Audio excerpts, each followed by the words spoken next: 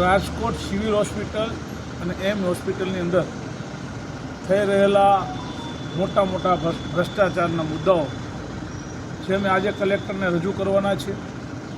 એમાં કલેક્ટર પાસે માંગ કરવાના છીએ કે કોર્પોરેશન રેવન્યુ બધા ડિપાર્ટમેન્ટમાં તો ભ્રષ્ટાચાર કરો છો ફૂલ, કમસે કમ રાજકોટના અને ગુજરાતની પ્રજાના આરોગ્ય સાથે છેડા ન કરો.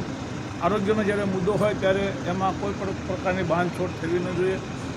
આમાં જુદા જુદા નાના મોટા અનેક પ્રકારના કૌભાંડો રાજકોટ સિવિલ હોસ્પિટલ અને એમ્સમાં થઈ રહ્યા છે. એ પછી સિવિલ હોસ્પિટલના સુપ્રિન્ટેન્ડન્ટના પોતાના દવાખાનાની જાહેરાત હોય, એમ્સ હોસ્પિટલના ડૉક્ટરના દીકરાની એમાં ભરતીની કૌભાંડ હોય, કે પછી ધોબી કામના કોન્ટ્રાક્ટનો જેને 30 થી 35 લાખ રૂપિયાના કપડાં એને સાચવીને રાખી દીધા છે, એની વિરુદ્ધ કોઈ કાર્યવાહી નથી. આવા અનેક પ્રકારના મુદ્દાઓ લઈને આજે અમે રાજકોટ કલેક્ટરને આવેદનપત્ર આજથી હાથ જોડો ગુજરાતના સહકન્વીનર તરીકે હું અને અહીંના અમારા પ્રમુખ શ્રી કલ્પેશભાઈ અને અમારી આખી ટીમ કલેક્ટરને આવેદનપત્ર આપવા જઈ રહ્યા છે અને એની પાસે માંગ કરવાના છે. આની સામે સખતમાં સખત કાર્યવાહી.